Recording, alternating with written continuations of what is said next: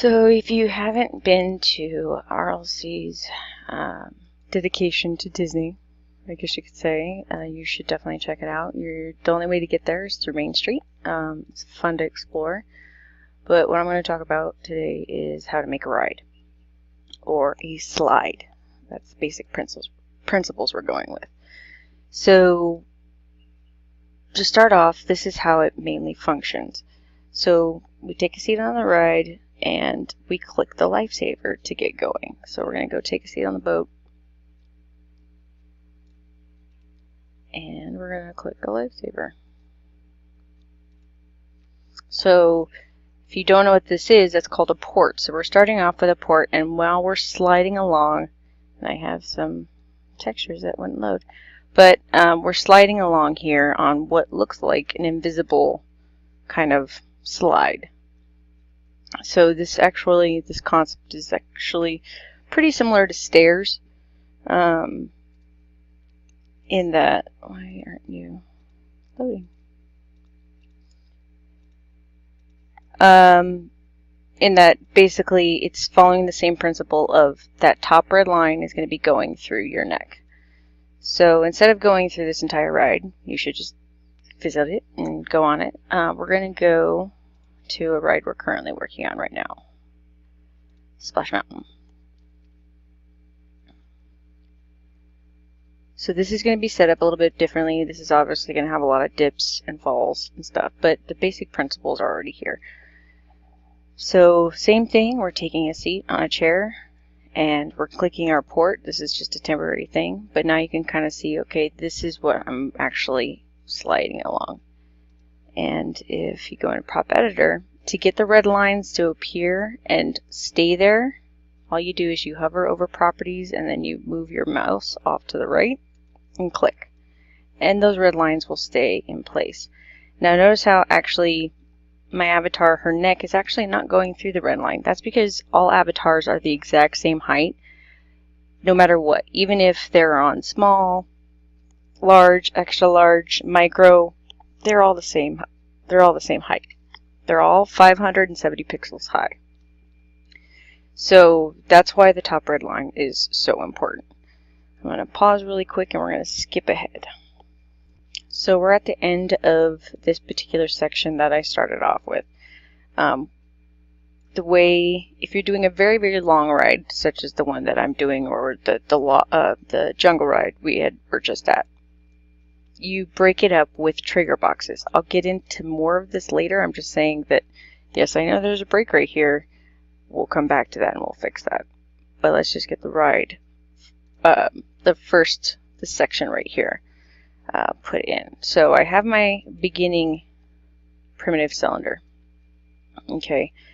The only things that are different between a slide versus using primitive cylinders versus like doing stairs, this is the only time where you really actually can mess with the Y on your scale. Okay. Y on the primitive cylinder kind of goes lengthwise, basically. So I'm going to leave that one at 2. And then, did it go back? Yeah, it did. Okay, so I'm going to clone this.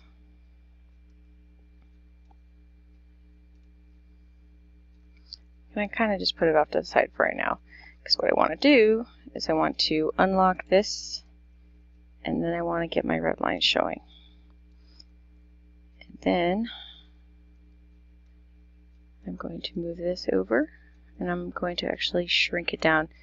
When I do mine, it just kind of helps me visually see it a little bit better. I pay attention to the bottom red lines, even though ultimately I'm more concerned about the top ones. For lining up, I pay attention to the bottom ones. I'm actually going to drop this down to about, actually one looks pretty good. I want to actually fly because I want to see where it's directed to. And then I'm going to move this over a bit. So that way I'm not really having to make any super sharp turns. I don't think sharp turns are a good way to do it. I think it should be gradual.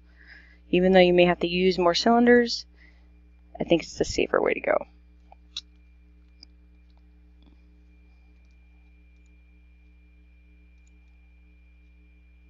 Okay, so it's lined up pretty good on where I want it. Oh, another quick note. Oh, no, it's not. Okay. So when you see a primitive cylinder come out of the prop editor, this is generally what it's going to look like.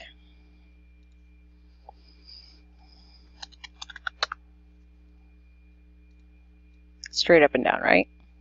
Okay.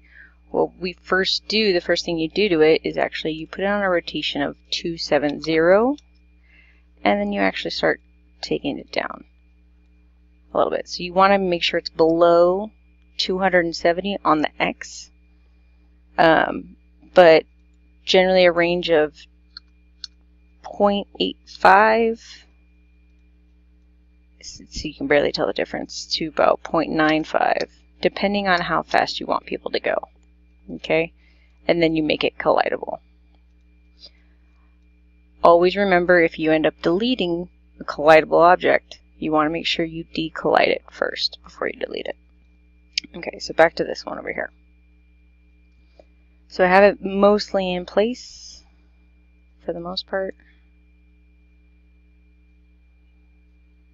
Basically, it takes a lot of moving of your camera. I want to make sure it's kind of as close to this kind of corner as possible without going outside of it. So it probably actually really doesn't have that too much of an effect on it, but I just like it that way.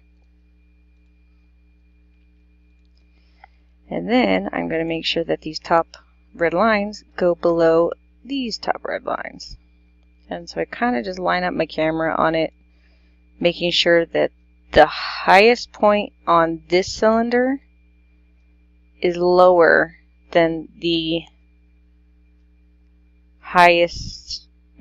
on the lowest point on this one, sorry.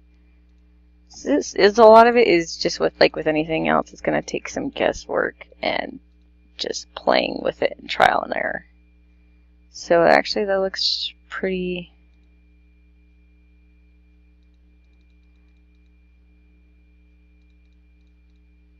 I don't want to go too far because I want to be able to utilize as much vertical space as possible.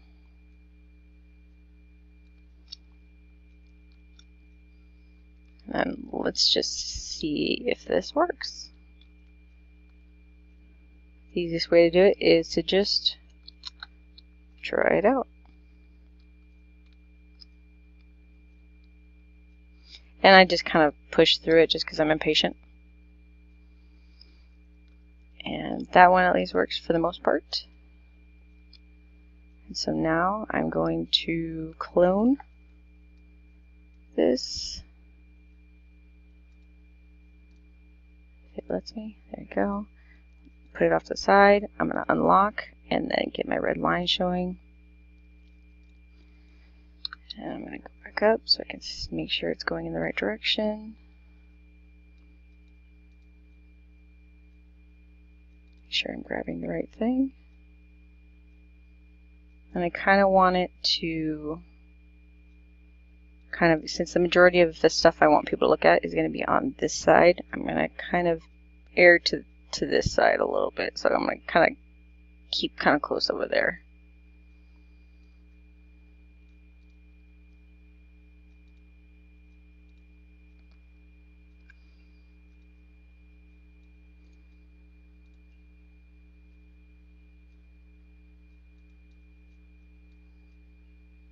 And for the most part, that looks pretty good.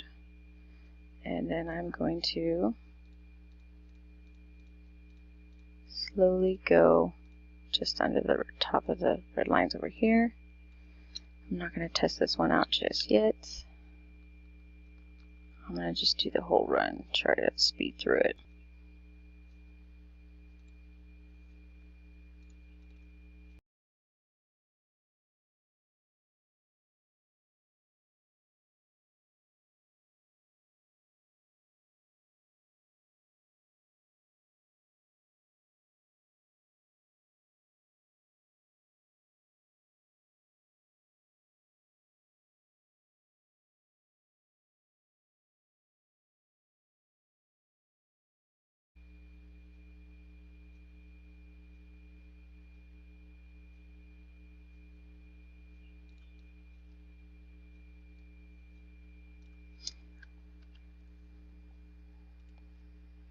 when in doubt, when that happens, just go to your Startboard Manager, and then you can just get right back up. You don't have to worry about, oh my god, I can't, I'm stuck. No, you're just go to your Start Point Manager. It happens.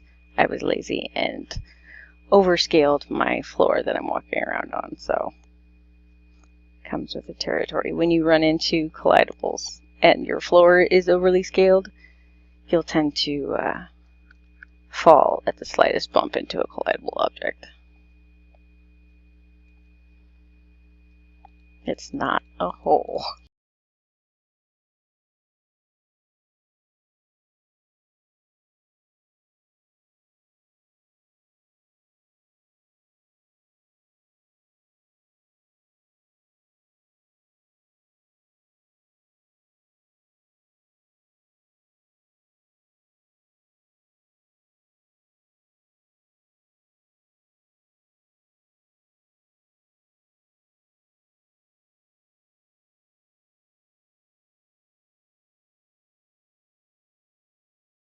Pretty good. I'm going to go a little bit lower because it looks like it's running into stuff on the other side.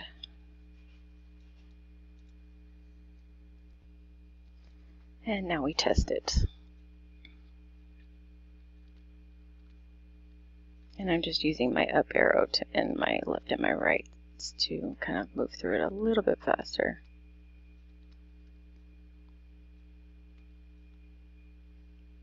Pretty good.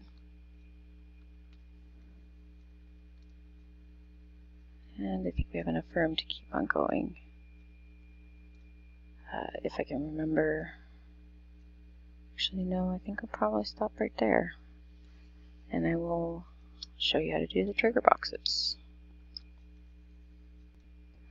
Okay, so we have our two sections. The one I just built, which I'm actually going to save and release everything and get out of it so I can get rid of those lines. And then go back into it. Okay, so there's two things when you're putting in your trigger boxes. What you need to do, you need to get the red lines on this one going, and you need the red lines on this guy going. Okay, first thing you're going to do, you're going to get out of the trigger box.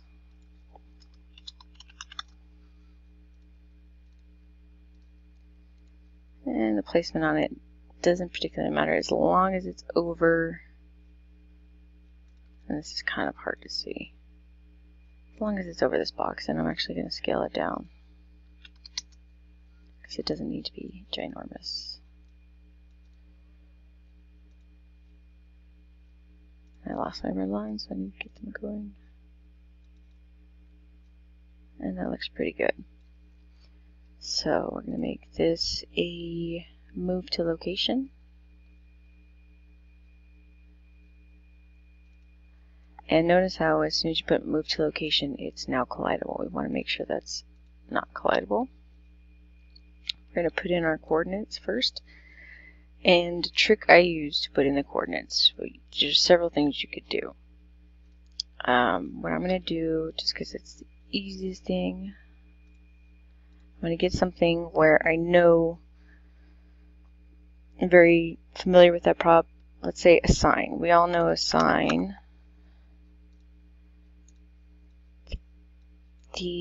This is always hard to explain. So you see the pivot point. The pivot point is on this bottom corner right here. So I want to kind of center it on this right here, on the cylinder, our new one.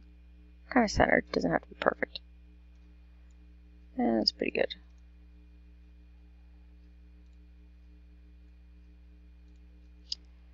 And then I'm going to actually get my red lines going again.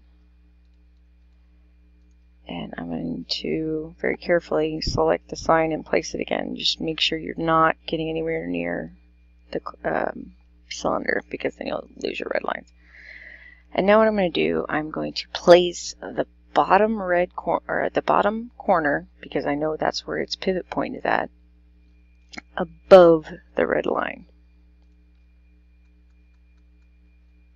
Or just over, basically.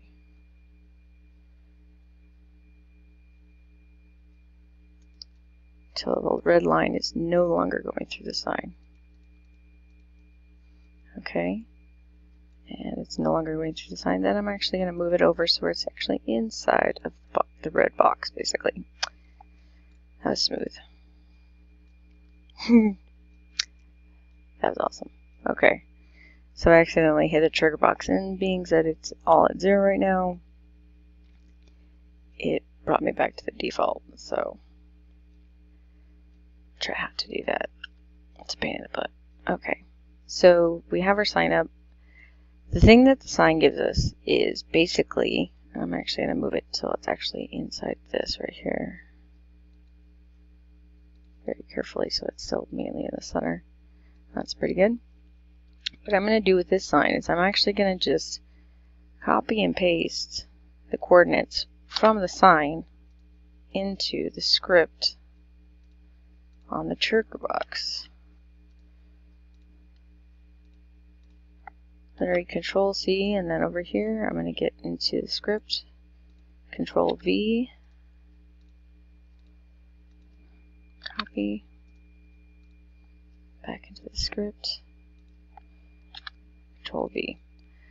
Now to get your yaw, or basically the way you want your avatar facing, I'm going to pretty much say I want people that go on this ride, I want them to pretty much face this way when they first start.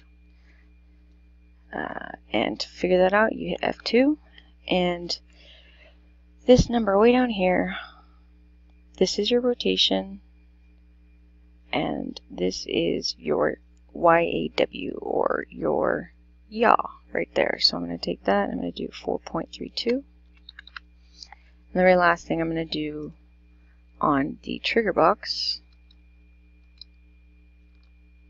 is make it a trigger.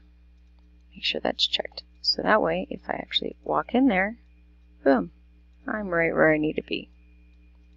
Let me get rid of that sign. So that's pretty much all the basic gist of what you need to know. Start off with a seat and a port, and then do your cylinders. You may need to do a few trigger boxes in between, but that's pretty much it. Pause for quick speed through at the end.